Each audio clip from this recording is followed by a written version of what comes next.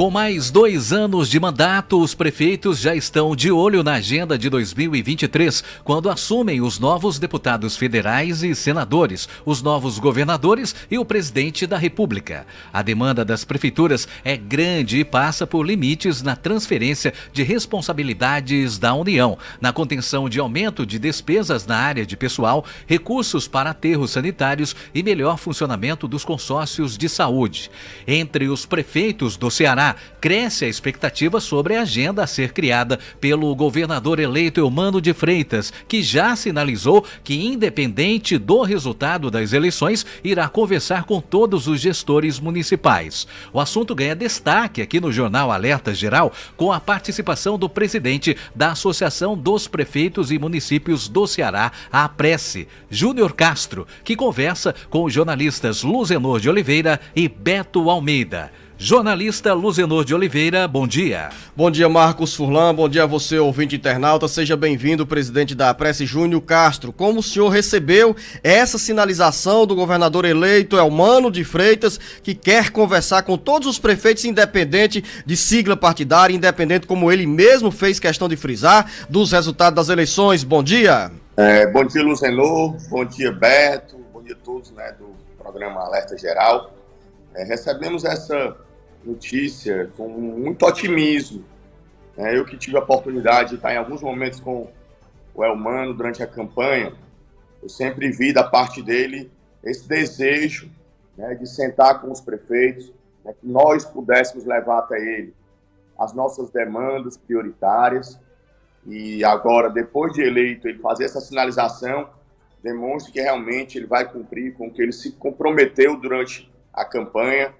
E só quem ganha, Beto, é o povo, nossos cearenses, independente de terem estado junto ou não, mas ele está preocupado em poder servir os cearenses que maciçamente deram ao Eumano uma votação a ponto dele ganhar no primeiro turno. O governador eleito disse ontem aqui no Jornal Alerta Geral, nessa última terça-feira, presidente Júnior Castro, que nessa relação com os prefeitos entram demandas como, por exemplo, a atuação dos consórcios de saúde, construção de ampliação do serviço da área da saúde, implantação de cursos de medicina e também um olhar para a área de saneamento básico, principalmente com os lixões. Dentro da agenda da APRESSE, o que tem de demanda entre os prefeitos como prioridade para o novo ciclo de poder que começa a partir de 1º de janeiro de 2023? A gente já vem dialogando com o governo do estado, já há um bom tempo, várias demandas como essas aí que o governador eleito Eumano falou. Temos algumas prioridades, como a questão dos consórcios de saúde, que já estão há mais de 10 anos sem ter um aumento do repasse do governo do estado, e durante esse tempo todo muitas coisas aumentaram, e aí sobrecarrega os municípios por terem que, de alguma forma, aumentar o aporte financeiro para cumprir exatamente esse déficit existente. Nós temos também outras demandas com relação à PPI das medicações, que a gente sabe que existe também uma reclamação muito grande da população por parte da falta de medicamentos, e isso passa pela PPI, que é esse pacto entre o Estado e o município, onde a gente faz uma compra grande, mas que também está com o déficit. E a gente vem buscando junto ao governo do estado, já sentamos com a governadora Isolda, e ela tem sinalizado que vai levar isso adiante. Também sentamos agora com o Eumano, já após a sua vitória, levando essas demandas já existentes do governo do estado. E o que a gente tem visto dele é exatamente uma sinalização positiva, que essas demandas importantes que ele mesmo teve a oportunidade de sentir quando esteve nos municípios cearenses e os gestores puderam passar. Isso que acontece, que a gente espera, que ao sentar na cadeira, ele possa realmente efetivar esses compromissos que ele fez durante a eleição. Nós estamos conversando aqui no Jornal Alerta Geral com o presidente da Associação dos Prefeitos e Municípios do Ceará, Júnior Castro. Também conosco aqui o jornalista Beto Almeida. Bom dia. Bom dia, Luzenor. Bom dia ao prefeito Júnior Castro. Eu pergunto para o senhor o seguinte: com esse novo ciclo político que se inicia a partir de 2023, a APRESSE pretende, de certo modo, viabilizar ou abrir diálogo para pôr fim aos lixões? Porque há uma lei desde 2010, essa lei tem dificuldade, eu sei, por conta da formação, inclusive, de consórcios. Isso está no plano de trabalho de vocês, de discussão de vocês com o novo governador eleito? Com certeza, Beto. Isso, inclusive, nós já estamos cada vez mais incentivando aos municípios que ainda não estão consorciados a assim fazerem, né, para que possam ter mais condições de pôr fim aos lixões.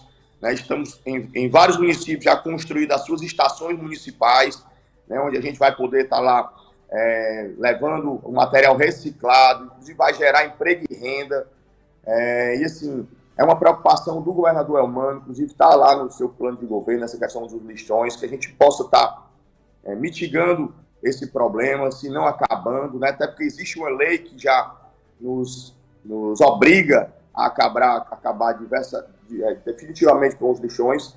Então, assim, é uma preocupação da prece, que já vem sendo feito durante, né, não só a minha gestão, mas já vinha na gestão do Dr. Nilson, esse trabalho de conscientização dos municípios, dos prefeitos, dos gestores, prefeitos e prefeitas, e que a gente vai aumentar ainda mais devido a essa proximidade, né, com essa legislação que obriga e que vai trazer sanções aos municípios que não tiverem colocado fim aos lixões.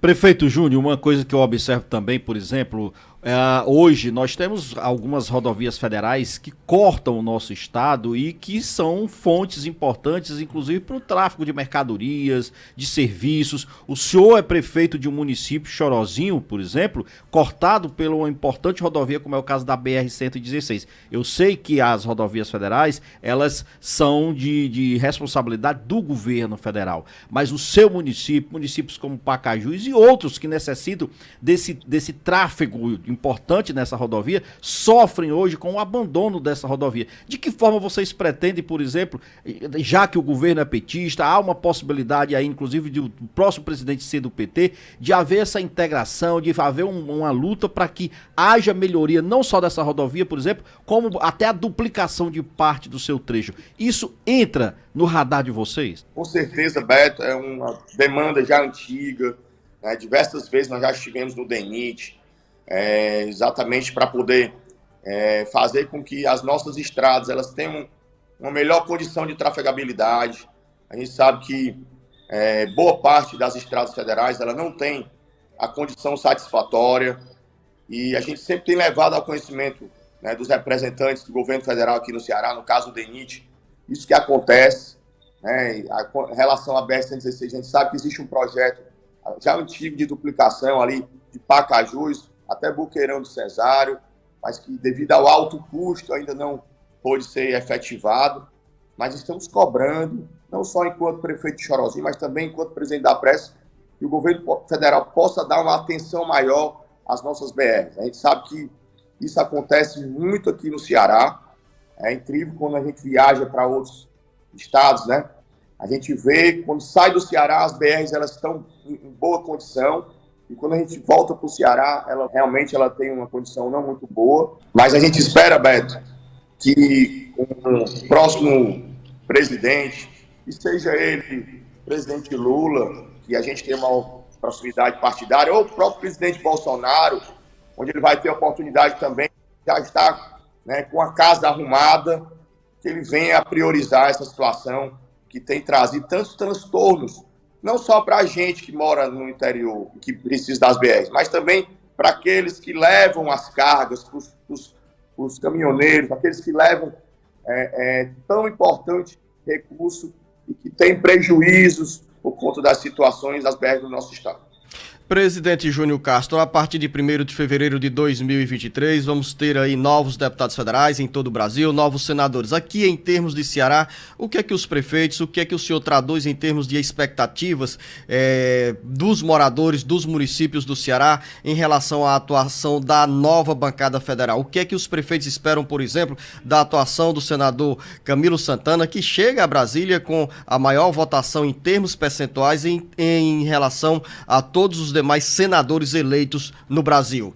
Camilo vai ser uma voz municipalista para abrir espaços para os gestores municipais em todo o Brasil, especialmente aqui no Ceará? Eu não tenho dúvida, Luciano e Beto, que o nosso futuro senador Camilo, ele dará a sua contribuição muito grande aos municípios cearenses, ao estado do Ceará, pela sua forma de atuar, né? O Camilo é essa pessoa do diálogo, a pessoa que sempre esteve à disposição de servir, e agora, lá no Senado Federal, ele vai ter essa condição, né, de não só o estado do Ceará, mas o Brasil como um todo, ele fazer esse papel tão importante que a gente espera e que a gente sabe e confia que ele irá fazer. E quanto aos demais deputados que foram eleitos, a gente tem um otimismo, exatamente porque houve uma renovação, existe uma expectativa de que o que eles se comprometeram nos nossos municípios, eles venham a fazer, venham a se confirmar, até porque a gente sabe que com esse entusiasmo que a eleição trouxe, e essa proximidade também, a gente espera que tudo isso venha a fortalecer essa relação entre o parlamento e os municípios, onde a gente possa ter cada vez mais um fortalecimento da causa municipalista, né? Tivemos, nesses últimos anos, muitas demandas que impactaram diretamente nos cofres dos municípios, e o que a gente espera é que isso seja aliviado, que sejam encontradas soluções para que os municípios passem a ser respeitados e, ao mesmo tempo, tenham condições de gerir suas administrações com não tantas preocupações, né?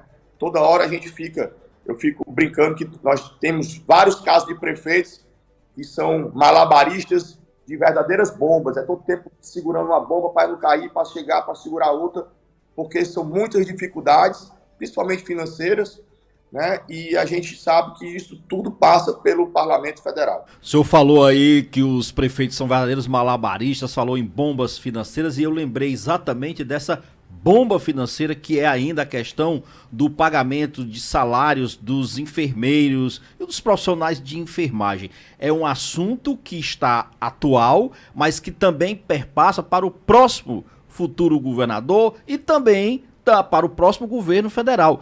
Essa situação está, no seu entendimento, próximo de chegar a um acordo? Como é que está isso? Como é que está esse entendimento? Nós temos desde o início, Beto e Luzenor, não só a Prestes, mas todas as associações municipalistas estaduais, juntamente com a CNN, alertado que tão bom quanto ganhar é levar. E do jeito que foi aprovado, ficava difícil para muitos municípios brasileiros poder honrar esse compromisso que nós queremos fazer. Porque a gente sabe que existe um impacto muito grande e desde sempre a gente precisava da fonte de financiamento que garantiria não só aos prefeitos, mas principalmente aqueles que vão ser beneficiados, a garantia de que teriam condição de receber os seus salários, assim como acontece com os professores, né?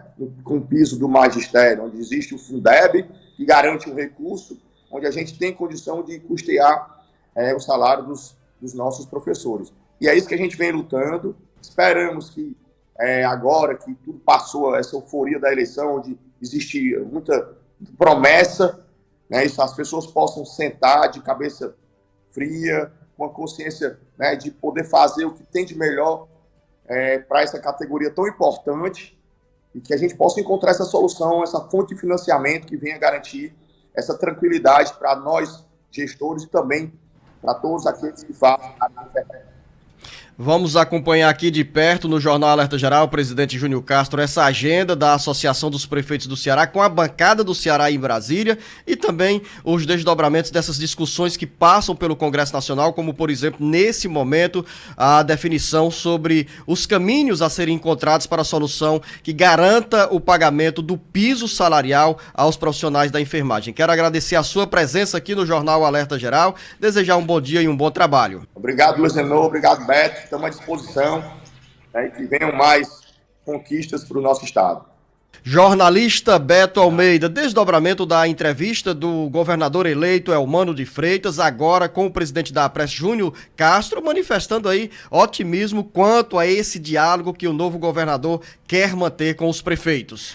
Luciano, essa expectativa aí do presidente da Prece é algo que se renova, porque na realidade trata-se de uma nova gestão e principalmente de um olhar diferenciado de quem, como disse aqui o Eumano, não fez promessas, ele disse que assumiu compromissos. Então isso é algo que traz uma mudança de mentalidade muito grande. Quer dizer, quando ele disse que assumiu compromissos e ele teve do seu lado o presidente da APRESS e vários outros prefeitos aqui do estado do Ceará, então a expectativa para que essa relação seja muito proveitosa, Luciano, e que traga bons resultados é imensa. Os municípios precisam de fato estabelecer novos modelos de governança, de orientação, inclusive de convivência com o governo do estado. Ele citou o exemplo aí, por exemplo, da compra de medicamentos que é feita consorciada com o governo do estado, mas que isso é um dos claros exemplos que ainda traz problema porque falta reajustar, dar mais valores para os municípios. Tem a questão dos lixões, onde os municípios sozinhos não podem nem tem verba suficiente para tocar obras dessa adiante. Tem tantos projetos que... A agenda é longa. A agenda é longa. E aí sim, há essa expectativa e, logicamente, todo um trabalho que precisa ser feito pela APRESS aqui no estado do Ceará. Final da nossa conversa aqui, eu quero convidar a você, ouvinte internauta, para nos acompanhar com o Marcos Furlan e o Paulo Bacelar neste sábado, a partir das 7 horas da manhã, o jornal Alerta Geral Especial sobre os caminhos da aposentadoria. Informações seguras e corretas para quem deseja pedir ou conquistar o benefício da Previdência Social. A você, ouvinte internauta, a você, Beto Almeida, uma boa sexta-feira. Uma boa sexta-feira a todos, bom final de semana, até segunda.